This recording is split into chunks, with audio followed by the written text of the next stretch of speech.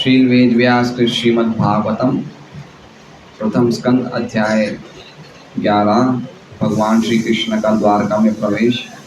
श्लोक संख्या 3। अनुवाद एवं तात्पर्य कृष्ण कृपा मूर्ति श्री श्रीमद् अभय चरणारविंद भक्तिवेदांत स्वामी प्रभुपाद द्वारा।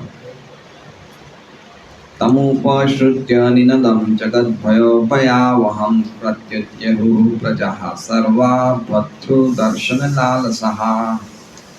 तम उस उपश्रुत्य सुनकर निनदम शब्द को जगत भय भौतिक संसार का भय भय आवहम भयभीत बनाने वाला तत्व प्रति की ओर उद्युहु तेजी से आगे बढ़े प्रजा नागरिक सर्वाः सभी भद्र रक्षक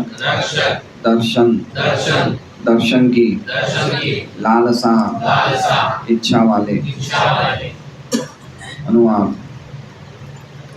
भौतिक जगत में साक्षात भय को भी भयभीत बनाने वाले उस शब्द को सुनकर द्वारका के नागरिक उनकी ओर तेजी से दौड़ने लगे, जिससे वे भक्तों के रक्षक श्री भगवान का चिर अभिलाषित दर्शन कर सके। ओम अज्ञानतिमिरान्धस्य ज्ञानाञ्जनशलाकया चक्षुरुन्मीलितं तस्मै श्रीगुरुवे नमः। नाम श्रेष्ठमन्वपि शचीपुत्रमत्रस्वरूपं रूपं तस्याग्रजं रूपुरीं मातुः राधाकुण्डं गिरिवरमहोलाधिका माधवाक्षं प्राप्तो यस्य कृतकृपया श्रीगुरुं तमतोऽस्मि। वन्देऽहं श्रीगुरोः श्रीयुतः पदकमलं श्रीगुरुं वैष्णवांश्च श्रीरूपं सवरजातं सैगण्डगुणाथान्वितं तं सजीवं साद्वैतं सावधूतं परिजनसहितं कृष्ण चैतन्यदेवं श्रीराधाकृष्णपादान् सैगण्डललिता श्रीशाखान्वितांश्च गुरु वैष्णव भगवान् तीने स्मरणाय विघ्नविनाशनाय स्वयं निजवाञ्छितपूर्ण। हरे कृष्णा कृष्णा कृष्णा हरे हरे हरे राम राम राम हरे हरे। तो कल माननीय राधेश प्रभु द्वारा हमने बहुत ही उत्साहवर्धक प्रवचन सुना और वो हमेशा उत्साह में ही रहते हैं। बहुत अच्छी उनकी क्वालिटी है। हम दोनों भक्ति में साथ में ही आए थे। शायद वो मेरे से साल 6 महीने पहले आए थे, लेकिन दीक्षा एक ही दिन हुई थी। मंदिर में हम 7 भक्तों की दीक्षा हुई थी, जिसमें से वो उनकी धर्मपत्नी थी, मैं था और भी अन्य 4 भक्त थे। तो तब से मैं उन्हें देखते आ रहा हूँ। बहुत ही उनमें उत्साह है और इतने सालों बाद मैं कहीं भी प्रगति नहीं कर पा रहा हूँ, उन्होंने इतनी प्रगति कर ली। बहुत अद्भुत प्रगति करी उन्होंने। तो बहुत सीखने को मिला उन्होंने जो प्रवचन दिया उससे, कि किस प्रकार हमें हमेशा भगवान के संपर्क में रहना चाहिए। तो शुद्ध भक्तों का संग हमें बहुत आवश्यक है। विशेष रूप से राधेश प्रभु जैसे भक्त हैं, उनके संग में हमें उनका संग प्राप्त करना चाहिए। बहुत ही उनके जो भाव हैं शुद्ध हैं, समर्पण के भाव हैं। बहुत सालों पहले मुझे याद है, एक बार 15-16 साल पहले हम लोग रथ यात्रा में के पहले गुंडीचा मार्जिन में मंदिर साफ कर रहे थे। तो फिसलन थी, तो राधेश प्रभु फिसल गए, तो बहुत ज़ोर से चोट आई उनके सिर पे। तो थोड़ी देर के लिए वो बेहोश हो गए। तो उन्होंने मेरा हाथ पकड़ लिया और बोले, आप हरे कृष्णा बोलते रहिए, मैं कृष्ण को भूल जाऊँगा, मैं अब नहीं बचने वाला हूँ। तो फिर मुझे पकड़ लिया, मैं पास में खड़ा था। फिर थोड़ी देर बैठ गए, बोले आप महामंत्र बोलते रहिए। तो अच्छा, हमारा सौभाग्य कि हमें ऐसे भक्तों का संग मिल रहा है। हरे कृष्णा। तो हम लोग श्रीमद् भागवतम के आज तीसरे श्लोक में हैं। तो ये 3 श्लोकों में, इस अध्याय के 3 श्लोकों में भगवान के शंख की महिमा का वर्णन किया है। जैसे पहला श्लोक क्या था कि भगवान ने अपने भक्तों की या द्वारका के वासियों की खिन्नता को दूर करने के लिए शंख बजाया। और कल वाले श्लोक में हमने देखा कि किस प्रकार शंख भगवान के होठों से स्पर्श होते ही लालिमा युक्त हो गया किस प्रकार शंख में एक लालिमा आ गई, और शंख में लालिमा आ गई मतलब हमने कल शंख के स्वरूप का वर्णन किया कि कैसा स्वरूप हो गया था शंख का। जैसे भगवान के जो परमहंस भक्त होते हैं वो भगवान के चरण कमलों में हमेशा डूबे हुए रहते हैं, उसी प्रकार शंख जो है भगवान की स्पर्शों से हमेशा युक्त रहता है, इसलिए वो लाल हो गया। तो कल के श्लोक में शंख के स्वरूप का वर्णन था, आज के श्लोक में शंख के प्रभाव का वर्णन है कि शंख का क्या प्रभाव है। भगवान ने जो शंख अपने हाथ में धारण किया था उसका क्या प्रभाव है, उसकी ध्वनि का क्या प्रभाव है, तो उसकी चर्चा इस श्लोक में करी गई है। तो तमुपश्रुत्य निनदम, तम मतलब क्या हुआ, वो शंख जिसकी चर्चा हमने पिछले श्लोक में करी थी। उपश्रुत्य मतलब अच्छी तरह सुना, क्या लिखा है प्रभुपाद ने, सुनकर। श्रुत्य मतलब सुनना, उपश्रुत्य मतलब अच्छी तरह सुनना। अच्छी तरह सुनना मतलब जैसे समझिए कि हम सुनते हैं लेकिन कोई कोई चीज़ें सुनने से हमें ज्ञान हो जाता है। जैसे हम लोग जब स्कूल कॉलेज में पढ़ते थे तो हमारे पिताजी और रात को अपने व्हीकल से घर पे आते थे तो गली में गाड़ी हॉर्न बजाती तो हम समझ जाते थे हमारे घर की गाड़ी है ना। तो उपश्रुत्य मतलब ज्ञान के साथ सुनना, प्रॉपरली सुनना। एक होता है अनुपश्यंती मतलब देखना लेकिन ज्ञान के साथ देखना। तो उपश्रुत्य मतलब उन्होंने जैसे सुना वो समझ गए ये हमारे स्वामी का शंख है। अभी उन्होंने देखा नहीं है भगवान को, क्योंकि भगवान द्वारका के बाहर खड़े हैं, उन्होंने वहाँ से शंख बजाया, अभी तक वो अंदर प्रवेश नहीं किए हैं और द्वारकावासी सब अंदर थे। लेकिन उपश्रुत्य मतलब जैसे ही सुना वो समझ गए ये हमारे स्वामी का शंख है। तो ठीक है, तो तम उपश्रुत्य मतलब वो शंख की सुना, क्या सुना, निनदम मतलब ध्वनि सुनी, आवाज़ सुनी, शब्द सुने, शंख के ध्वनि सुनी, शब्द सुने। और किस प्रकार थे, जगत भय, जगत का एक प्रिंसिपल क्या है, ये जगत का प्रिंसिपल क्या है, भय। प्रिंसिपल को मतलब कैसे समझेंगे, जगत का सिद्धांत, ठीक है। भय सब जगह व्याप्त है इस जगत में, भौतिक जगत में। गच्छति इति जगत मतलब जो चलता रहता है हमेशा। तो ये भय जो है वो जगत का सिद्धांत है, इसलिए भय भी हमेशा चलता रहता है। हमारा कोई भी एक्शन यहाँ पे होगा उसका जो अंडरलाइन प्रिंसिपल होगा वो है भय, ठीक है। जैसे देखते हैं हम भक्त लोग प्रसाद चालू होने से पहले थैली में भरना शुरू कर देते हैं, उनके मन में भय होता है ना कि प्रसाद पूरा हो जाएगा, है ना। मतलब उनकी क्रिया में कोई गलती नहीं है, लेकिन मैं कह रहा हूँ कोई भी क्रिया, जैसे मान लीजिए कि हम लोग जानते हैं कि भाई हमारे पास इतना पैसा है कि हम लोग पूरे जीवन 7 पीढ़ियों तक भी खाएंगे तो हम लोग को कम नहीं पड़ेगा, फिर भी हम नौकरी करते हैं, व्यापार करते हैं ना, क्योंकि मन में भय है। तो भय का मतलब क्या है कि जगत भय। अभी हम जन्म मृत्यु जरा व्याधि की बात नहीं कर रहे हैं, हम उसकी बात नहीं कर रहे, वो तो भय है ही है। लेकिन जगत भय मतलब हम कोई भी कार्य करते हैं जगत में, उसका जो अंडरलाइन प्रिंसिपल है वो क्या है, भय। जैसे हम बच्चों को स्कूल भेज रहे हैं तो उसमें भी एक भय है ना कि नहीं पढ़ेगा तो क्या होगा। कोई भी कार्य हम कर रहे हैं उसमें जो उसके पीछे एक जो सिद्धांत है वो क्या है, भय। तो जगत के जो भय प्रिंसिपल को है भयावहम मतलब वो आवाज़ जो निकली शंख से वो जगत के भय प्रिंसिपल को भी भयभीत बनाने वाली है। कितना सुंदर सेंटेंस है, जगत भयावहम। तो जगत में हम सब भयभीत हैं, ठीक है, लेकिन जो हम भयभीत हैं उस भय को भी, हमारे जो भय को भी भगाने वाली, भय को भी भगाने वाली है, भयभीत करने वाली है वो शंख की ध्वनि। ये जब द्वारकावासी ने शंख की ध्वनि सुनी जो जगत के भय को भी भयभीत करने वाली है, तो क्या किया उन्होंने, प्रति मतलब उनके मतलब कृष्ण के तरफ, श्री कृष्ण के तरफ, प्रति मतलब मैं आपके प्रति आ रहा हूँ, तो श्री कृष्ण के तरफ ये क्या है, उद्येहु मतलब भागे, तेजी से भागे। कृष्ण की तरफ तेजी से भागे। कौन भागे? तो कह रहे हैं प्रजा। प्रजा का एक अर्थ तो ये होता है कि जिसने भी उस जगह में जन्म लिया हो, चाहे फिर वो पशु हो, पक्षी हो, चाहे कोई भी हो, खाली मनुष्य ही नहीं। प्रजा का अर्थ क्या होता है? प्रजा मतलब जिसने, जैसे एक राजा, भारत का एक राजा है, तो उस राजा के क्षेत्र में जिसने भी जन्म लिया है, जैसे राजा का क्षेत्र है भारत, तो भारत में जिसने भी लिया है जन्म, वो क्या है? प्रजा।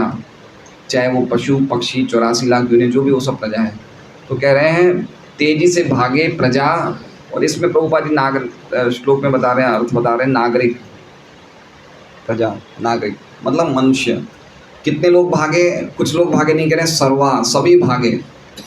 द्वारका में जितने भी घर थे सभी भागे भगवान को क्या करने के लिए? तो कह रहे हैं भर्तृ दर्शन लालसा। भर्तृ मतलब अपने पालक या रक्षक, दर्शन दर्शन करने की लालसा, लालसा से।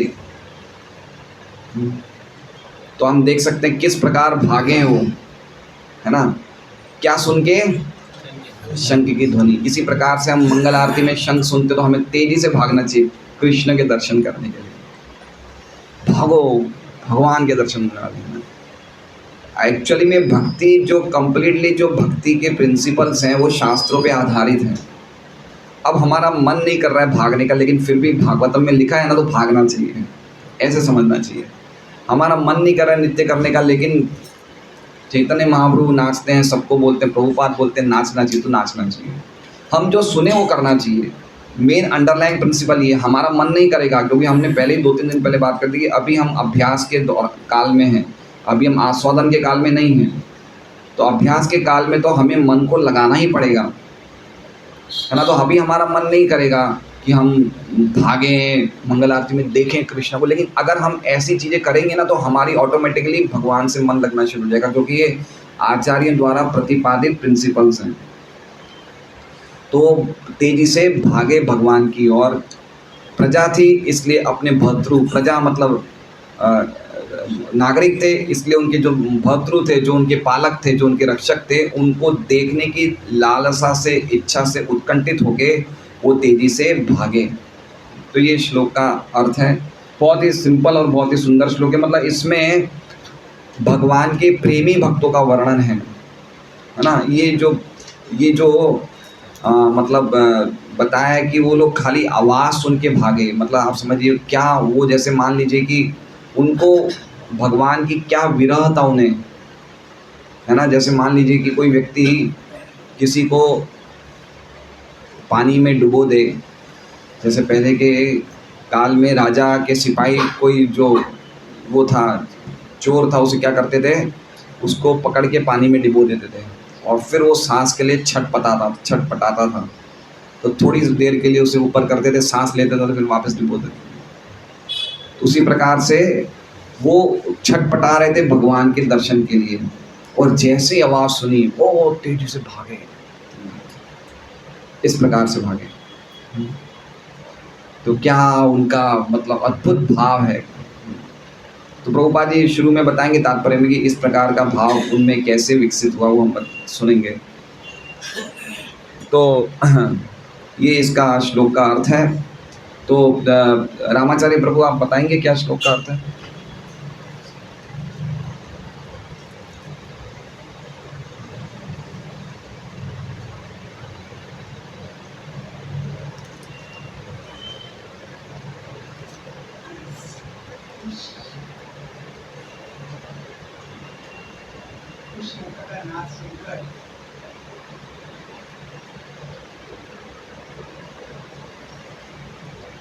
हाजिर प्रभु आप बताएंगे। उस शंख की शब्द ध्वनि सुनकर जो भौतिक जगत के भय को दूर करने वाला है, प्रत्युत है, दूर नहीं करने वाला, भयभीत करने वाला है। करने वाला है। हाँ, पूरी प्रजा भगवान की भक्तु, भगवान जो रक्षक हैं, पालन करने वाले, उनकी तरफ दौड़े दर्शन की लालसा से। इतना मुश्किल नहीं है, सिंपल है। तात्पर्य,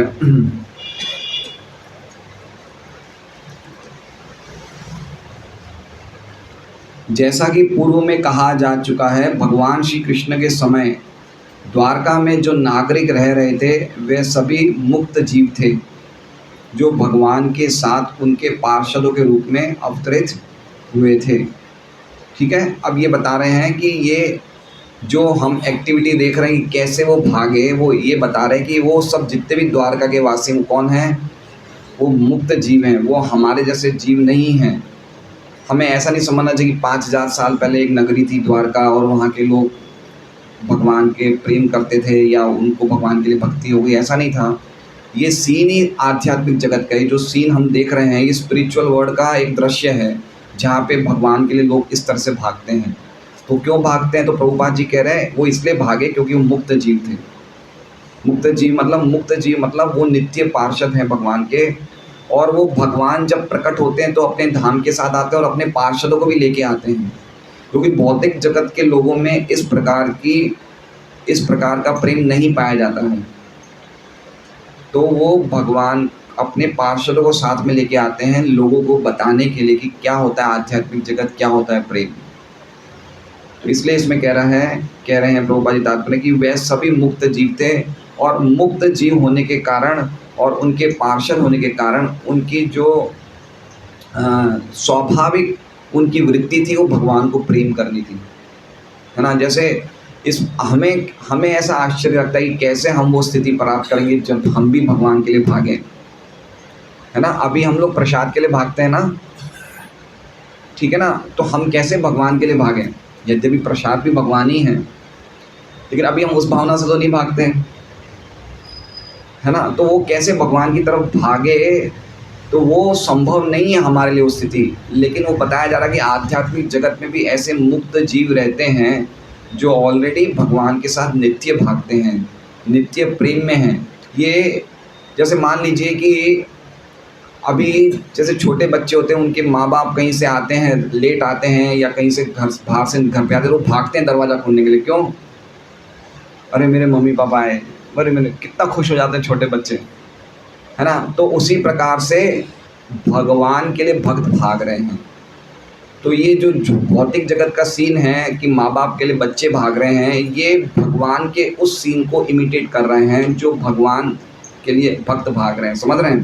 क्योंकि कोई भी चीज़ भौतिक जगत में होती है वो आध्यात्मिक जगत का एक विकृत प्रतिबिंब है। तो यहाँ हम लोग भागते हैं, उसी प्रकार से वहाँ भी लोग भाग रहे हैं, लेकिन वो भगवान के लिए भाग रहे हैं, और वही चीज़ यहाँ पे प्रकट होती है भौतिक जगत में कि हम भौतिक चीज़ों के लिए भागते हैं। समझ रहे हैं बात को। तो इस प्रकार से जो नेचुरल ऑक्यूपेशन है, जो सहज वृत्ति है शुद्ध भक्तों की या मुक्त जीवों की या नित्य पार्षदों की, वो इसमें स्थिति बताई जा रही है कि किस प्रकार वो लोग भगवान के लिए मतलब भगवान के साथ ही अवतरित हुए, भगवान के साथ ही अवतरित होते हैं, भगवान के साथ फिर चले जाते हैं। वो इस भौतिक जगत में नहीं रहते। हम देखते हैं ना, जैसे मौसल लीला के बाद द्वारका धाम में सब लोग चले गए, एक दूसरे को मार दिया, सबने मार दिया ना। वो हमें बताने के लिए था भौतिक जगत में अपनी लीलाएं भगवान समेटते हैं, तो कुछ इस प्रकार की शिक्षा छोड़ जाते हैं जिससे कि लोगों को उससे भी शिक्षा मिले। लेकिन अल्टीमेटली वो अपने भक्तों को वापस वाइंड अप कर रहे हैं, अपनी पास्ट टाइम्स को वापस खींच रहे हैं। तो हमें क्या शिक्षा देना चाहते हैं कि अगर तुम भगवान की ही संतानें क्यों ना हो, लेकिन अगर भक्तों का तुम अपमान करोगे तो तुम भी नहीं बचोगे। एक शिक्षा है। इसका मतलब ये नहीं कि भगवान की वो वंश के लोग बिगड़ गए, ऐसा नहीं है, लेकिन ये शिक्षा देने के कारण भगवान इस प्रकार की लीलाएं करते हैं। तो अपने पार्षद के रूप में अवतरित हुए और फिर वापस भगवान के साथ लीलाओं के संवरण के समय चले जाते हैं। वे सभी भगवान के दर्शन के लिए लालायित थे, यद्यपि आध्यात्मिक स्पर्श के कारण वे उनसे कभी विलग नहीं थे। आध्यात्मिक स्पर्श के कारण वे विलग नहीं थे, इसका अर्थ कैसे समझे हम। आध्यात्मिक स्पर्श के कारण, जैसे हमने कल सुना कि अगर हम भगवान के स्पर्श में रहेंगे आध्यात्मिक विधि से, भौतिक विधि से नहीं। भौतिक विधि ये है कि अभी हमारे सामने भगवान नहीं है, लेकिन आध्यात्मिक विधि क्या है कि अभी भगवान हमारे साथ शब्द के रूप में है ना। शब्द के रूप में भगवान भागवत के रूप में हमारे साथ हैं। तो यद्यपि हम भगवान से अभी विलग हैं, लेकिन फिर भी विलग नहीं है, क्योंकि हमें भगवान का आध्यात्मिक स्पर्श मिल रहा है। तो इस प्रकार से द्वारकावासी को भगवान का आध्यात्मिक स्पर्श किस प्रकार मिल रहा था, वो उनके चिंतन के बिना रह ही नहीं पा रहे थे। तो एक तरह से तो देखा जाए वो उनसे विलग नहीं थे, क्योंकि भगवान का चिंतन और भगवान में कोई डिफरेंस नहीं है, है ना। रिमेम्बरेंस, हम भगवान को याद कर रहे हैं, भगवान का स्वरूप अपने हृदय में स्थापित कर रहे हैं, और अगर भगवान है भी नहीं तो भी उसमें कोई डिफरेंस नहीं है, हम भगवान के साथ ही हैं, भगवान का हमारा संपर्क बना हुआ है। तो एक प्रकार से देखा जाए तो यद्यपि वो आध्यात्मिक स्पर्श के द्वारा कभी भी द्वारकावासी कृष्ण से विलग नहीं थे, लेकिन फिर भी वो उनके दर्शन के लालायित थे कि अब कृष्ण आ रहे हैं, अब तो हम देखेंगे, है ना। वो फिर भी उनके दर्शन के लालायित थे कि मुझे एक बार कृष्ण को देखना है, मैं जाऊंगा, मैं जाऊंगा। इस प्रकार सब लोग तेजी से भगवान की तरफ भागे। अब उनका भागने का अर्थ ये नहीं है कि वो अपने को संतुष्ट करना चाहते हैं, अपनी आंखों को तृप्त करना चाहते हैं, लेकिन वो क्या देखना चाहते हैं कि कृष्ण हमें देखें, कृष्ण दुख के। ये देखिए शुद्ध भक्तों की भावना है। हम दर्शन क्यों करते हैं कि हम कृष्ण को देखेंगे, लेकिन शुद्ध भक्त क्यों दर्शन करते हैं कि कृष्ण हमें देखें। तो क्यों भागे कि कृष्ण हमें देखेंगे, हमें कृष्ण देखेंगे, है ना। तो इसलिए शुद्ध भक्त की भावना से वो पूरित थे। शुद्ध भक्ति की भावना हमारी क्रियाओं में होनी चाहिए, समझ रहे बात को। शुद्ध भक्ति की भावना मतलब भक्ति में आने के बाद भी हमारे इंटेंशंस भगवान को प्रसन्न करने के नहीं हो सकते हैं। कैसे समझें? जैसे मान लीजिए आज हमें कुछ बहुत ही स्वादिष्ट भोजन खाना है, तो हम अपने हिसाब से भोजन को प्लान करते हैं, फिर भगवान को भोग लगाते हैं, है ना। तो ये क्या, ये भावना शुद्ध नहीं है। भगवान के लिए बना रहे हैं, चलो भगवान ने बहुत दिनों से कुछ खाया नहीं है स्वादिष्ट, ये बना रहे हैं, ये भावना शुद्ध है। यदि भी भोग दोनों अवस्था में लगाया जा रहा है, लेकिन भावना हमारी क्या होनी चाहिए? क्योंकि जब कोई प्रेमी होता है और जो प्रेमास्पद होता है, तो प्रेमी यही चाहता है कि प्रेमास्पद की खुशी किस में है, प्रेमास्पद किस में खुश रहता है, किस में प्रसन्न रहता है, वही चीज़ मुझे करना है।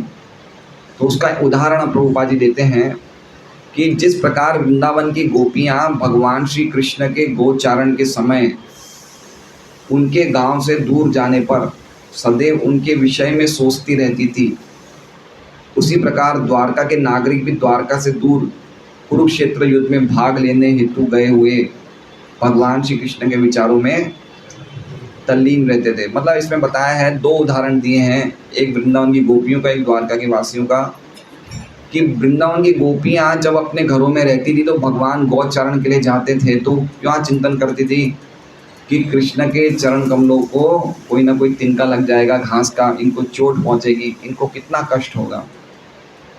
भगवान को क्या कष्ट हो सकता है? भगवान को कोई हो ही नहीं सकता, उनको कोई चीज़, उनको कोई शस्त्र उनको नहीं मार सकता, तो घास के तिनके तो दूर की बात है, या कांटे उनके लिए दूर की बात है। लेकिन उनके मन में यही भाव था कि कृष्ण को कष्ट पहुंचेगा, कृष्ण को कष्ट पहुंचेगा। आप समझ रहे हो? तो उसी प्रकार से द्वारकावासी को भी ये भाव था कि भाई भगवान कुरुक्षेत्र में गए हैं, युद्ध करने गए हैं, कैसे इतने लोगों के साथ युद्ध कर रहे हैं, ये कर रहे हैं। तो उनको ये सोच सोच के दुख होता था कि कैसे कृष्ण युद्ध करेंगे। तो इस प्रकार से पॉइंट ये है कि भक्तों के हृदय में हमेशा भगवान क्या चाहते हैं वो सोचना चाहिए, ना कि हमारी क्या इच्छा है वो। सुने, हमारी इच्छा है कि भाई हम सुबह 6 बजे उठें, लेकिन भगवान चाहते हैं कि हम जल्दी उठ जाएं, तो भगवान की प्रसन्नता के लिए हम जल्दी उठ रहे हैं ना। तो पॉइंट ये कि हमारी हर क्रिया में हमारे आचार्य, हमारे गुरु, भगवान हमसे प्रसन्न है वो कार्य कर रहे हैं, या हम खुद की प्रसन्नता के लिए कार्य कर रहे हैं, वो देखना चाहिए। हम किसके लिए कार्य कर रहे हैं, हमारी प्रसन्नता है या भगवान की प्रसन्नता है इसमें।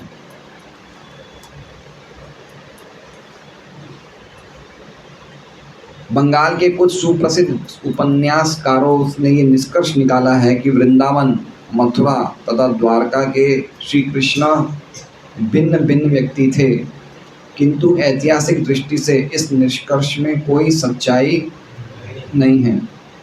कुरुक्षेत्र के श्री कृष्ण तथा द्वारका के श्री कृष्ण एक ही व्यक्ति है। तो इसमें इस तरह से समझना चाहिए कि एक श्लोक है ब्रह्म संहिता में, अद्वैतम अच्युतम अनादिम अनंत रूपम। भगवान यद्यपि अनंत रूप हैं भगवान के, लेकिन वो कैसे हैं?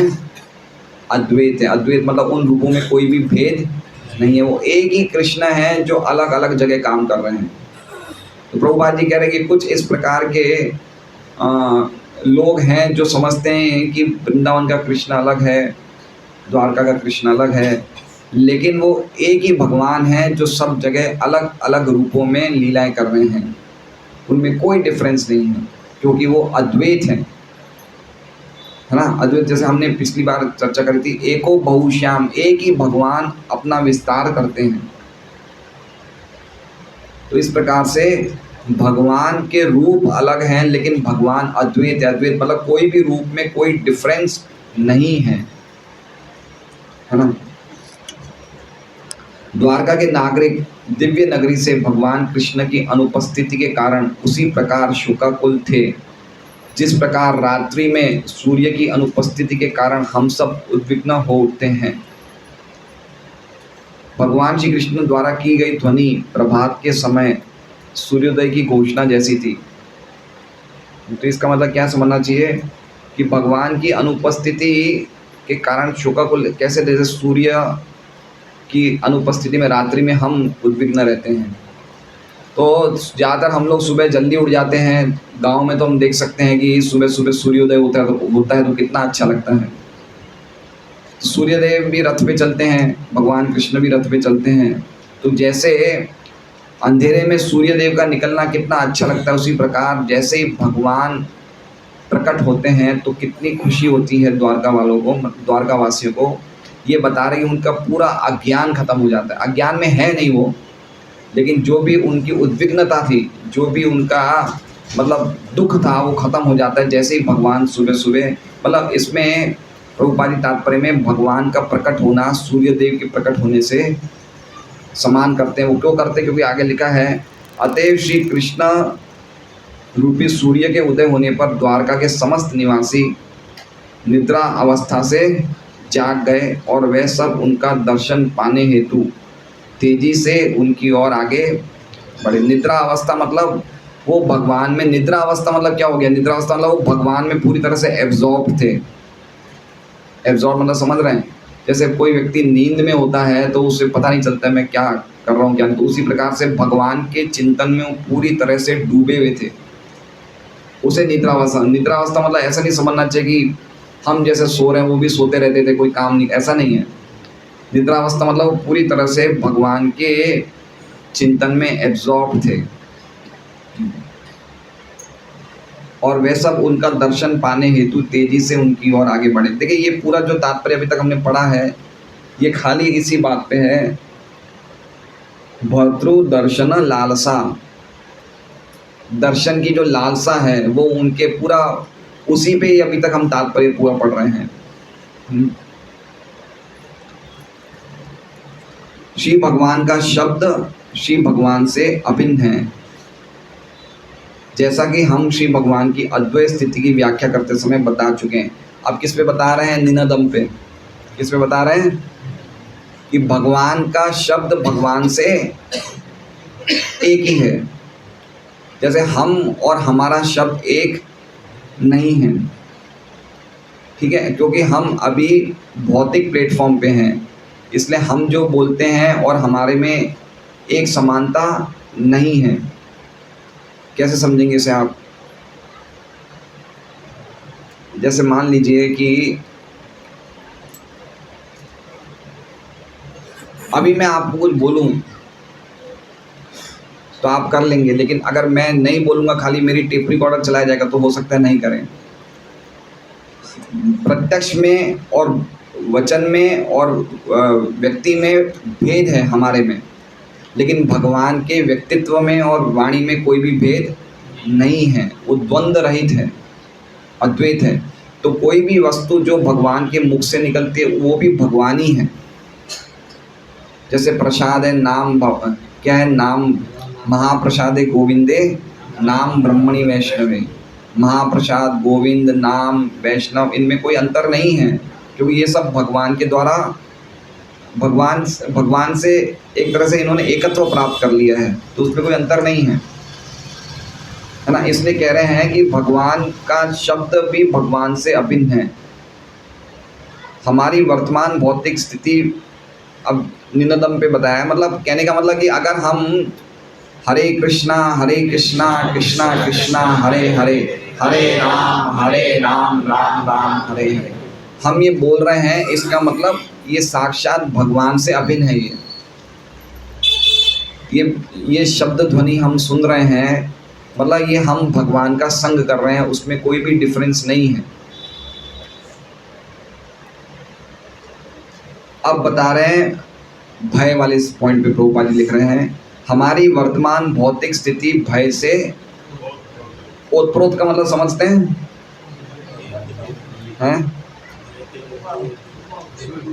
ओतम प्रोतम मतलब जैसे मान लीजिए कपड़ा है ना, ये भागवतम में अलग अलग श्लोक में आएगा।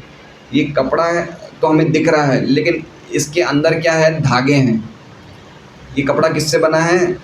धागों से। और धागे कैसे हैं? इस कपड़े में ओत है और प्रोत है। ओत मतलब हॉरिजॉन्टल और प्रोत मतलब वर्टिकल, ताना बाना, है ना। तो ये जो कपड़ा है ये धागों के अलावा और कुछ नहीं है। धागे इस कपड़े में, पूरे कपड़े में व्याप्त हैं, लेकिन हमें धागे दिख नहीं रहे हैं, हमें कपड़ा दिख रहा है। उसी प्रकार से ये जगत भय से ओतप्रोत है, मतलब हमें भय नहीं दिख रहा, जगत दिख रहा है, लेकिन वो पूरा फैला हुआ, वो किससे वो बना हुआ है? जगत किससे बना है? भय से। भय ही फैला हुआ है इस जगत में। ओतप्रोत है। ओतप्रोत मतलब भय का प्रिंसिपल सबसे ज़्यादा डिवास्टेटिंग है। डिवास्टेटिंग मतलब सबसे ज़्यादा हमारे लिए खतरा करने वाला है।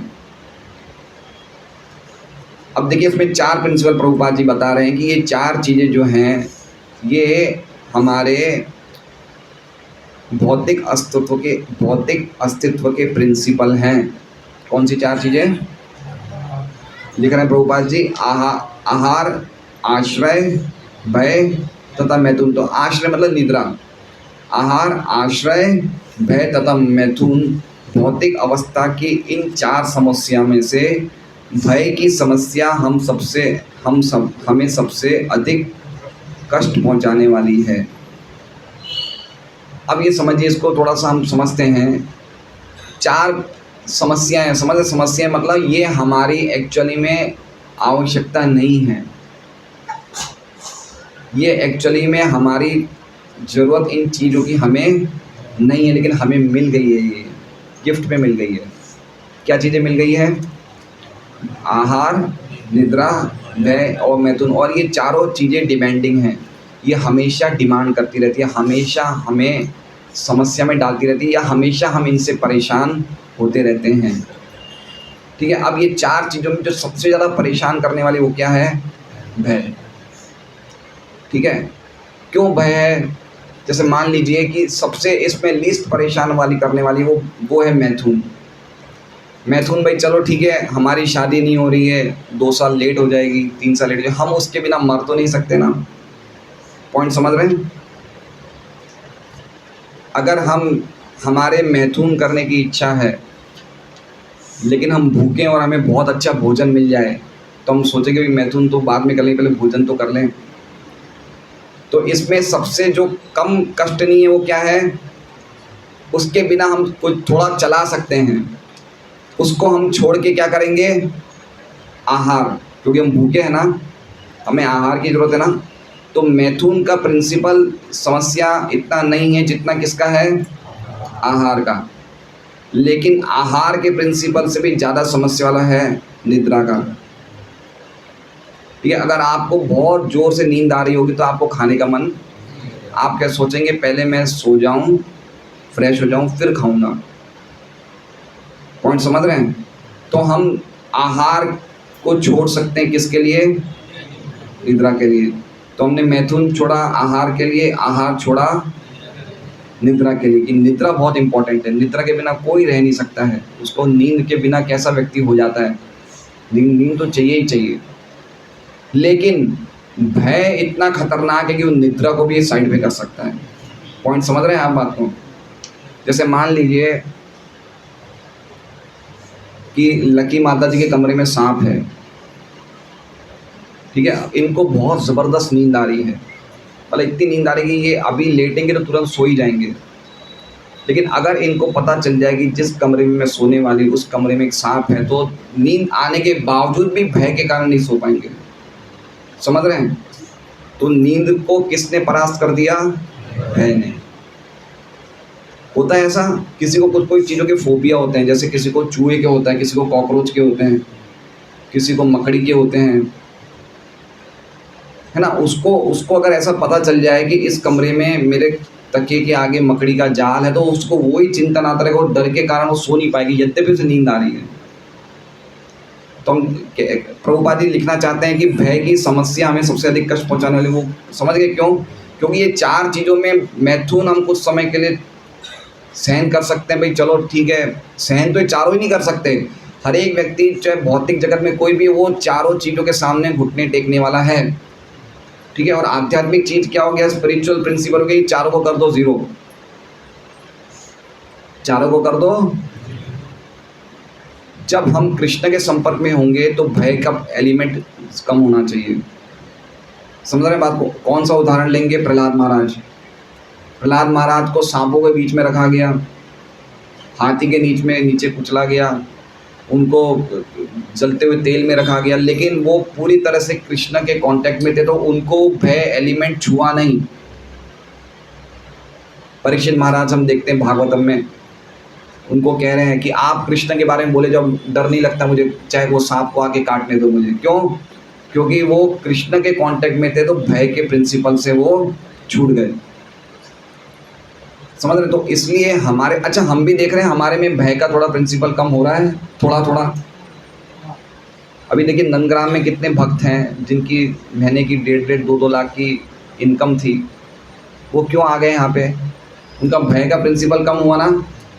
व्यक्ति को भय क्या रहता है? उसको ये भय रहता है कि भाई मेरे पास पैसा ख़त्म नहीं हो जाए, मैं आगे घर कैसे चलाऊँगा। क्योंकि उनका भय का प्रिंसिपल कम, उससे उन्होंने क्या सोचा कि हमें भाई जीवित रहने के लिए कुछ सोना है और खाना ही तो है, वो तो हमें मिल जाएगा। आप पॉइंट समझ रहे हैं?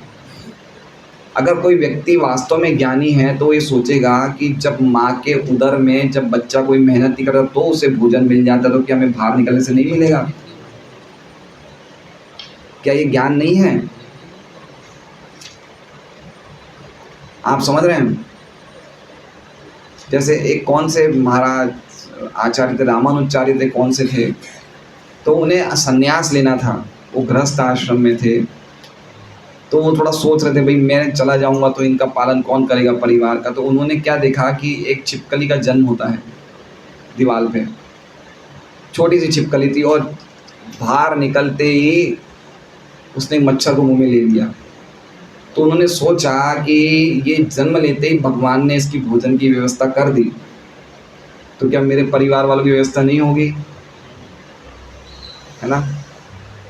तो ये नॉलेज है। तो अगर हम देखेंगे तो हम भी अगर भक्ति में प्रगति कर रहे हैं तो हमें इस भय से मुक्त धीरे धीरे होना चाहिए। यद्यपि हम प्रहलाद महाराज की तरह तो पूरी तरह से अभय के प्रिंसिपल पे नहीं जा सकते क्योंकि हमें बहुत भय है, लेकिन एटलीस्ट कुछ भय से तो हमें मुक्त होना ही चाहिए, तो हम समझे कि हम भय प्रगति कर रहे हैं भक्ति में। समझ रहे हैं बात को आप लोग? कितना इम्पोर्टेंट प्रिंसिपल है ये भय का प्रिंसिपल, कि कैसे ये चार चीज़ों ने, इन चारों के सामने सभी घुटने टेक देते हैं। और आध्यात्मिक प्रिंसिपल का मर्म अर्थ ये है कि इन चार चीज़ों को ज़ीरो कर दो। ज़ीरो कर दो मतलब जितनी आवश्यकता है उतनी ही। हमें अगर नहीं आवश्यकता तो क्यों ज़्यादा भोजन करें भाई, है ना। कितनी जगह भागवत में लिखा है लघुआशी मतलब जितना खाना है इतनी आवश्यकता है उतना ही खाइए ना। कम खाने से मर जाएंगे? नहीं मरेंगे ना। उसको नीड्स को कम करो। ये तो ये एलिमेंट्स ये बार बार हमें परेशान करेंगे, है ना। कितने व्यक्ति 8 से 10 घंटा सोते हैं? भक्त लोगों को कितना हद से अगर 6 घंटा, कोई बहुत ज़्यादा मेहनत करता है तो 6.5 घंटा 7 घंटा सो जाए, उससे ज़्यादा सोने की क्या ज़रूरत है। प्रभुपाद जी तो बोलते हैं 6 आवर्स इज इनफ, 6 घंटे की नींद। है ना। तो जितना हम भक्ति में प्रगति करेंगे तो ये आहार, निद्रा, भय, मैथुन, इन सब प्रिंसिपल से हम मुक्त होंगे। अभी भय की समस्या क्यों है वो बता रहे हैं प्रभुपाद जी। हम असली समस्या को न जानने के कारण सदैव भयभीत रहते हैं। अगली समस्या, भय में क्यों रहते हैं कि आगे क्या होगा। हमारा भय का रीजन क्या है कि आगे क्या होगा, क्या होगा आगे, मेरे बच्चे हैं वो क्या करेंगे, आगे क्या होगा, मेरे जाने के बाद क्या होगा। हम यही सोचते रहते हैं क्योंकि आगे के बारे में हमें अनिश्चितता है पूरी, इसलिए हम हमेशा यही सोचते रहते हैं कि हम आगे क्या होगा, और इस चक्कर में हम लोग हमेशा भयभीत रहते हैं। कितना बड़ा, कितना कितना ज़बरदस्त ये पूरे जगत में भय व्याप्त है। देखिए आप, हर चीज़ भयभीत है यहाँ पे, हर व्यक्ति। पहले प्रधानमंत्री के साथ इतने सारे बॉडीगार्ड्स घूमते थे, नहीं घूमते थे। हर व्यक्ति डर में हर व्यक्ति सीसीटीवी में, देखिए कितने सीसीटीवी लग जाते हैं, कितने कैमरास लगते हैं। हर एक व्यक्ति के हृदय में भय का प्रिंसिपल पूरी तरह से व्याप्त है। अभी तो हम वो खतरनाक भय की बात ही नहीं कर रहे हैं, मृत्यु के भय, बुढ़ापे के भय। हम तो ये देख रहे हैं कि डेली हमारे लिविंग, जीने में हमें कितना भय लगता है। हम लाइसेंस क्यों बनवाते हैं कि पुलिस नहीं पकड़ ले, डर है ना। हर एक चीज़ में डर है नहीं है हमारे में। हम पढ़ाई क्यों अच्छी तरह से करते हैं, पढ़ाई में फेल नहीं हो जाए। तो भय मुक्त जीवन तो हमारा है ही नहीं, हमारा तो भय युक्त जीवन है। हर चीज़ में हमें डर लगा हुआ है। चिड़ियों को देख लो, एक दाना खाएगी चारों तरफ देखेगी कोई मुझे खाने तो नहीं आ रहा है। सब व्यक्ति, हर एक चीज़ डर में है यहाँ पे, क्योंकि हमें नहीं पता कि आगे क्या होने वाला है। हम अगली समस्या को न जानने के कारण सदैव भयभीत रहते हैं। प्रभुपाद जी को देखिए, वो 70 साल के थे, उनको कोई डर ही नहीं था। हाथ में 40 रुपए थे, लेके कहाँ चले गए, फॉरेन चले गए, हार्ट अटैक आ गए। तो ये क्या है, भय का प्रिंसिपल खत्म हो गया जीवन में से। हमारे महाराज जो हैं घूमते रहते हैं, 65-67 साल के हो गए, कभी 2 दिन यहाँ 2 दिन यहाँ, कोई चिंता ही नहीं है उन्हें। तो क्या लाइफ है, देखिए भय मुक्त जीवन, कोई प्रकार की चिंता नहीं है। तो इसलिए हमें समझना चाहिए कि हम लोग कैसे ऐसे लाइफ में आए, तो ही तो एंजॉय करेंगे हम। तो उसको, भय को भयभीत करने वाला जो प्रिंसिपल है वो क्या है, भगवान का शब्द ध्वनि। जितना हम सुनेंगे उतना हम लोग भय से मुक्त हो जाएंगे। और ये चीज़ इंस्टेंट होती है। इंस्टेंट मतलब समझ रहे हैं, तुरंत होती है। देखिए हम लोग, भगवान का प्रेम तो हो सकता है बहुत सालों के जब के बाद करें, भगवान से प्रेम हो, लेकिन ये बात निश्चित है कि अगर हमें डर लग रहा है या भय लग रहा है, या अगर हम बहुत अच्छी तरह हरे कृष्ण महामंत्र का जप करते, तो उस टाइम का तो भय हमारा चला ही जाएगा। वो 2 घंटा हम जो माला कर रहे हैं, 2 घंटा हमें भौतिक जगत का कोई भय नहीं लगेगा। ये बात निश्चित है। अगर आप अच्छी क्वालिटी से माला करेंगे, निरपराध पूर्वक माला करेंगे, तो हमारे जगत, हृदय में वो 2 घंटे में तो कोई भय नहीं रहेगा। मुझे अच्छी तरह याद है, 2001 की बात है, जब वो आया था, धरती कंप आया था, भूकंप आया था। 2001 में था, कब आया था, तो मैं उस टाइम नई मैंने शुरू करी थी माला करना। तो उस टाइम बिल्कुल 29 साल के थे, बिल्कुल चुस्त पुस्त थे। तो मैं क्या करता, मेरा नियम था, मैं 16 नहीं 4 20 माला करता था, और मैं एक ही जगह बैठ के करता था। एक कमरे में बंद कर लेता था अपने आप को, और भगवान की छवि, क्योंकि उस टाइम और तो कुछ करते नहीं थे, सेवा मंदिर में तो खाली शुरू ही की थी मैंने, मतलब साल 6 महीने हुआ होगा। भगवान की छवि सामने रखता था, और एक आसन पे बैठ के बिल्कुल पलांती मार के मैं 16 माला तो एक साथ ही एक जगह बैठ के करता था। तो उसी टाइम भूकंप आया, और घर में सब लोगों ने बोला कि बाहर आओ, सब बाहर निकलो। लेकिन मैं वहाँ का वहीं जब करता हूँ। मैंने बोला क्या हुआ, बोले भूकंप आया। तो मैंने भगवान की छवि उठाई, और जब करते मैं आराम से नीचे आ गया। तो मैं अपने आप को गर्वित नहीं समझ रहा हूँ मैं, लेकिन मैं बता रहा हूँ कि इतने एब्जॉर्प्शन से अगर हम जप करें, तो हमें उस टाइम का तो कोई भय परेशान कर ही नहीं सकता। ये बिल्कुल निश्चित है ये बात। और जैसे ही हम एब्जॉर्प्शन के रहित जब करते हैं तुरंत माया हमें अटैक करती है, और माया अटैक करने के कारण हम भयभीत हो जाते हैं। क्यों भयभीत होते हैं वो भी प्रभुपाद जी आगे लिख रहे हैं, हम क्यों भयभीत होते हैं। इसका कारण क्या है? ये सारा भौतिक जगत समस्याओं से भरा पड़ा है, अतएव भय की समस्या हमेशा प्रधान रहती है। इसका कारण भगवान की भ्रामक शक्ति के साथ हमारा सानिध्य, जो माया अथवा बहिरंगा शक्ति के रूप में जानी जाती है। क्या क्या कारण बताया इसका? हमारा सानिध्य किसके साथ है? माया शक्ति के साथ। तो जैसे ही हम माया शक्ति से संपर्क करते हैं तुरंत माया हमारे स्वरूप को भुला देती है कि हम आत्मा हैं। हम वो ये समझने में मजबूर कर देती है कि हम शरीर हैं, और शरीर का चिंतन करते ही हमारा भय जनरेट हो जाता है। इसे भागवत में लिखा है, भयम द्वितीया विनिवेशतो स्यात्। भयम स्यात्। भयम कब होता है? जब हम द्वितीय वस्तु में अपने आप को एब्जॉर्ब करते हैं, अपने आप को चिंतन करते हैं। समझ रहे? द्वितीय मतलब जो शरीर आत्मा के ऊपर जो द्वितीय चीज का आवरण है, किसका आवरण है? शरीर का। तो जैसे ही हम शरीर का चिंतन करते हैं भय शुरू हो जाता है, या माया के कांटेक्ट में आते ही हम अपने स्वरूप को भूल जाते हैं, अपने आप को शरीर समझते हैं, और फिर शरीर का चिंतन करते। शरीर का चिंतन मतलब पैसा कहाँ से आएगा, आगे बच्चे क्या करेंगे, बेटी कब भी आएगी, घर कैसे चलेगा, क्या रोटी बनेगी, है ना, आज नौकर आएंगे नहीं आएंगे, मेहमान कब आएंगे, क्या बनाना है। ये सब क्या है? भय के प्रिंसिपल्स हैं। कैसे आ गए? जैसे ही हमने भगवान को भूला। कृष्ण भूली से जीव भोग वांछा करे, निकटस्थ माया तारे जापटिया धरे। जैसे कृष्ण को जीव भूल जाता है और भोग वांछा, भोग की इच्छा करना सोच लेता है, उसी समय माया उसको जापटिया धरे। जापटिया मतलब पकड़ लेती है ना। तो इसलिए समझना चाहिए कि कृष्ण को भूलते ही हम भ्रामक शक्ति के संग में आ जाते हैं।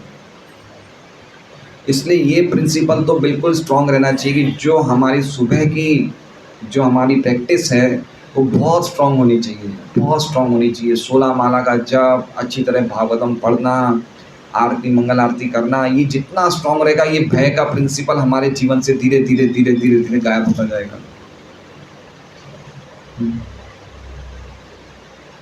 हमें एक जीवन देना पड़ेगा कृष्ण के लिए, अगर हमें वास्तव में अभयता को प्राप्त करना है। एक बार भक्ति चारू महाराज से भगवान ने पूछा, प्रभुपाद जी को बोले, प्रभुपाद जी बोले कि तुम खाली एक जीवन कृष्ण को दे दो। बोले अगर तुम्हें कृष्ण नहीं भी मिलेंगे या कृष्ण नहीं भी प्राप्त होंगे तो बिगड़ा क्या? तुम तो ऑलरेडी इतने जीवन बिगाड़ चुके हो, एक और बिगड़ गया सही, गया क्या तुम्हारे घर से? तुम तो ऑलरेडी करोड़ों जन्मों को खराब कर चुके हो, एक जन्म और खराब हो गया। लेकिन अगर वास्तव में तुम सीरियस हो तो तुम इसी जीवन में भगवान के पास चले जाओगे। तो पॉइंट ये है कि अगर हम वास्तव में सीरियस हैं कि ये भय के प्रिंसिपल को हटाना चाहते हैं तो ये हट सकता है अगर हम बहुत ज़्यादा स्ट्रांग हैं, बहुत ज़्यादा स्ट्रांग है। तो फिर भगवान, जैसे हम भगवान को बोलते हैं कि हे कृष्ण आप हमें स्वीकार करिए, लेकिन हमारी शुद्ध भक्ति से भगवान हमें बोलेंगे कि हे भक्त तुम मुझे स्वीकार करो। ये प्रभुपाद जी का स्टेटमेंट है। भगवान उस भक्त की सेवा स्वीकार करते हैं, वो उनकी इच्छा रहती है कि मैं इसी भक्त से सेवा स्वीकार करूं अगर वो भक्त बहुत ही शुद्ध और बहुत ही प्योर है और बहुत ही स्ट्रांग है। रघुनाथ दास गोस्वामी क्या खाते थे जगन्नाथपुरी में? जो चावल जगन्नाथपुरी के नहीं खाए जाते थे, वो चावल 3-4 दिन के बाद सड़ जाते थे, उनको गाय भी नहीं खाती थी।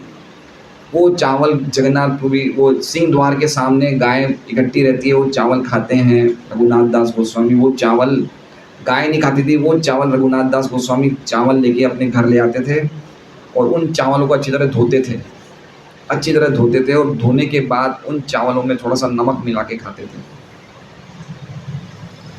है ना। तो चैतन्य महाप्रभु आए उनके पास, बोले क्या क्या स्वादिष्ट खा रहे हो, मुझे नहीं खिलाओगे? देखिए भगवान आते हैं, जब कोई देखते हैं कि भक्त बहुत ही गंभीरता से प्रगति करते हैं तो भगवान भी चाहते हैं कि मैं इनके पास जाऊं। माधवेंद्रपुरी के सपने में आए कि लो मुझे लेके आओ वहाँ से, मैं यहाँ पे जंगली झाड़ियों के बीच में, उठाओ मुझे वहाँ से।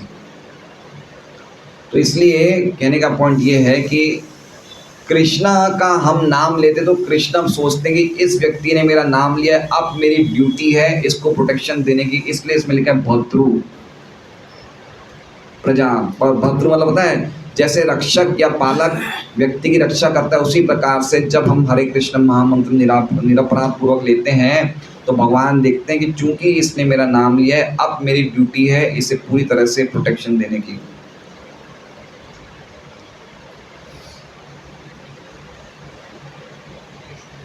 तो पॉइंट समझ रहे हैं, भय क्यों होता है? जब हम माया की शक्ति के संपर्क में आते हैं और अपने आप को माया के कारण शरीर समझने लग जाते हैं तो हमारा सब भय जनरेट हो जाता है। कैसे जनरेट होता है? जैसे सपनों में हम शेर को देखते हैं, सपनों में शेर है क्या? नहीं है ना। उठते ही क्या होता है, जितने भी हमारे सपने थे वो सब खत्म हो जाते हैं। उसी तरह से जैसे ही हम लोग ज्ञान में उठ जाएंगे, है ना, निर्भयता कैसे आनी चाहिए? ज्ञान के द्वारा निर्भयता आनी चाहिए। एक तमोगुणी निर्भयता भी है। तमोगुणी निर्भयता मतलब समझ रहे हैं, एक व्यक्ति शराब पी रहा है और बोलता है मुझे क्या होने वाला है, हो जाए जो हो जाए। ये निर्भयता नहीं है। ये भी निर्भयता, बोले कौन कुछ करने वाला है, वो शराब पी के तमोगुण के नशे में है भाई, तो कह रहा है कि मुझे किसी से डर नहीं लगता है। लेकिन ये निर्भयता हमारी नहीं होनी चाहिए। हमारी सतोगुण के ज्ञान पे निर्भरता, ज्ञान पे आश्रित होनी चाहिए कि भाई मैं भगवान का नाम ले रहा हूँ, मैं भक्ति कर रहा हूँ, मैं शरीर नहीं हूँ, अगर कुछ हो जाए तो हो जाए। ये निर्भयता का प्रॉपर प्रिंसिपल है। आप बात समझ रहे हैं? निर्भयता हमारी ज्ञान पे आधारित होनी चाहिए कि हम कितना ग्रेस्प कर पा रहे हैं, हमारी इंटेलिजेंस को कितना शार्पन किया है हमने। क्योंकि इंटेलिजेंस शरीर के साथ नहीं आती है, ये हमें मैनिफेस्ट करनी पड़ती है। ये हड्डी है, ये मांस है, ये मांस और हड्डी का शरीर है। ये मांस हड्डी हमें बाजार से मिल जाएंगे। क्या ये चीज़ एकत्रित करने से बुद्धि आ जाएगी क्या? बुद्धि को शरीर प्रकट करता है क्या? शरीर के जन्म होने से बुद्धि नहीं आती है। बुद्धि को आत्मा प्रकट करती है शरीर के द्वारा। Soul manifest intelligence through the body. तो बुद्धि को प्रखर बनाना हमारे हाथ में है, मन को, बुद्धि को। क्योंकि ये शरीर से इनका कोई लेना देना नहीं है। शरीर के द्वारा ये बाहर आ रही है, लेकिन ये अपने आप में आत्मा के द्वारा प्रकाशित है। थोड़ा हाई पॉइंट है, समझ रहे हैं? बुद्धि ये शरीर से उत्पन्न वस्तु नहीं है, ये आत्मा की देन है। लेकिन निकलती कहाँ से? शरीर से प्रकट होती है। जैसे कोई जीवात्मा पेड़ के द्वारा पेड़ में प्रकट हो जाते, तो इसका मतलब नहीं कि वो जीवात्मा पेड़ है। पॉइंट समझ रहे हैं आप? नहीं समझ पा रहे मुझे लगता है। शरीर आत्मा को या बुद्धि को जन्म नहीं देता है, शरीर के द्वारा वो शरीर से प्रकट होते हैं, लेकिन जन्मदाता शरीर नहीं है। उसी प्रकार से शरीर के खत्म होने से बुद्धि खत्म नहीं होती है। बुद्धि रहती है, लेकिन कुछ समय के लिए वो हो जाती है। आत्मा के साथ बुद्धि, मन, अहंकार आत्मा को कहीं और लेके चले जाते हैं। तो ये कम्प्लीटली अलग स्टेट है। जिस स्टेट पे हम बता रहे हैं कि जिस स्टेट में आना है, जैसे प्रभु प्रहलाद महाराज, परीक्षित महाराज, ये लोग क्यों अभय था? क्योंकि इन्होंने कम्प्लीटली अपने अस्तित्व को शरीर से पूरी तरह से अलग कर दिया था। इन्हें पता ही नहीं था। जैसे सोक्रेटस है, सोक्रेटस का नाम सुना है आपने? बहुत बड़े फॉरेन के वो थे, स्कॉलर थे। और उनको जब राजा के पुलिस वालों ने पकड़ लिया तो उन्होंने बोला कि हम तुम्हें मारने आए हैं, तुम्हारा मृत्युदंड निश्चित है। तो सोक्रेटस बोला मार दो, मैं तो शरीर नहीं, मैं आत्मा हूँ, तुम तो मुझे देख भी नहीं सकते हो, छूने की बात तो दूर की बात है। वो इतने निडर थे, आत्म साक्षात्कार प्राप्त कर लिया था। यद्यपि वो भक्ति की स्टेज पे नहीं थे, लेकिन उन्होंने ये निश्चित कर लिया था, शरीर और आत्मा में उन्होंने डिफरेंस को समझ लिया था। तो व्यक्ति किस प्रकार से बुद्धि को तीक्ष्ण करके अपने आप को समझ सकता है भक्ति के द्वारा कि मैं शरीर नहीं, मैं आत्मा हूँ। और जितना इस प्रिंसिपल पे हम प्रगति करेंगे, उतना हमें भय का प्लेटफॉर्म कम होता जाएगा। नहीं तो हम लोग शरीर को उस पर रहेंगे तो हमें डर और ज़्यादा सताते रहेगा। अब आगे प्रभुपाद जी रास्ता बता रहे हैं कैसे इस डर से आगे निकलना है। फिर भी जैसे ही भगवान की ध्वनि होती है, जिसका प्रतिनिधित्व उनके पवित्र नाम द्वारा किया जाता है, वैसे ही समस्त भय तत्काल दूर हो जाता है। भगवान श्री चैतन्य महाप्रभु ने निम्नलिखित 16 शब्दों द्वारा इसे उच्चारित किया था। हरे कृष्णा कृष्णा कृष्णा हरे हरे, हरे राम राम राम हरे। अब ये जो महामंत्र है ये भय को भी भयभीत करने वाला है। जैसे भगवान की शंख की ध्वनि भय को भयभीत करने वाली है, तो ये भय को दूर करने वाला नहीं है, भय को भयभीत करने वाला है। पॉइंट समझ रहे हैं? भय भी भगवान के नाम से डर जाता है। तो ये प्रभुपाद जी कह रहे हैं कि इन शब्दों का लाभ उठा सकते हैं और संसार की भयावह समस्याओं से उबर सकते हैं। तो ये बिल्कुल प्रत्यक्ष एग्जाम्पल है। आप कभी भी देख लो, अगर आपको लग रहा है, ये एक्चुअली में क्रियाओं में भय नहीं है, आप समझ रहे हैं, ये मेंटल स्टेट भय का होता है।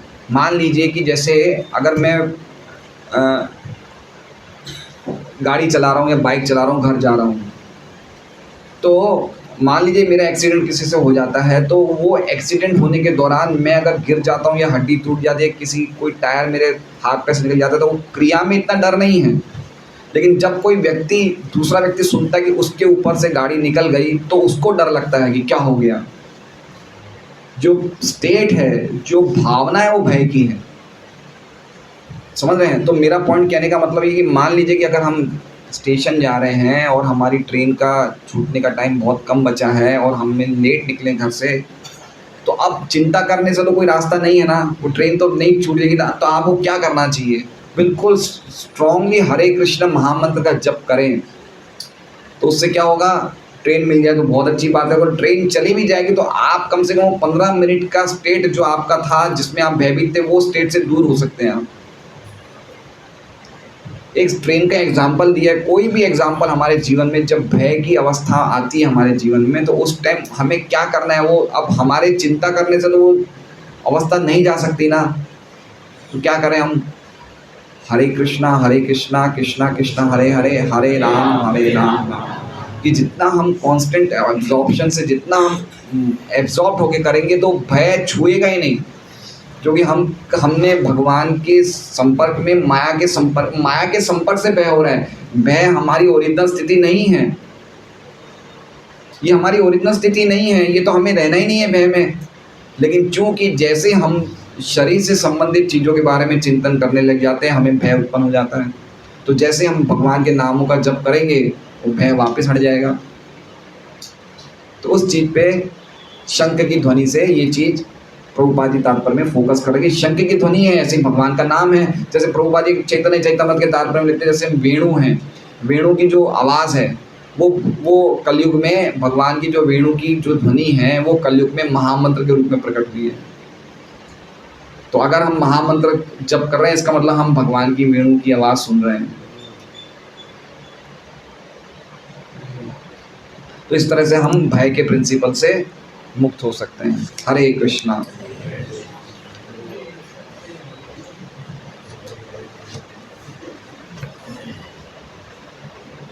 बहुत डरावना है भय का प्रिंसिपल। कितना डर लगता है लोगों को। कितनी बीमारियां हैं, साइकेट्रिक मनोरोग हैं, जो भय के प्रिंसिपल पे आधारित हैं। किनसे? अच्छा। रात में उनको सपना आया डर का, तो वो ऐसे उठे तो शोल्डर ब्रेक हो गया। अच्छा, गलत तरीके से उठने से। हाँ, ऐसे। हाँ, वो सिर्फ सपना था, वो ओरिजिनल नहीं। हाँ, रात में सपना आया था। कब की बात है? कल ही बात हुई थी। ओहो, अपने वही गुरु भाई वही। हाँ, देखिए क्या, कितनी अच्छी बात बताई इन्होंने, कितना अच्छा रियलाइजेशन है। हमारे भक्त हैं अखिलेश्वर प्रभु, पहले पर्वत पाटी रहते थे, अब अल्थान रहते हैं। उनको रात को कोई डरावना सपना आया और उस सपने से इतना भयभीत हो गए कि अचानक उठ गए, और अचानक उठने से कुछ इस प्रकार से उठे कि उनके कंधे में फ्रैक्चर आ गया, है ना। कितने माइंड कितना कांस्टेंट हमारा भय में रहता है। यद्यपि क्रियाओं में भय नहीं है, लेकिन मन में कितना डर है,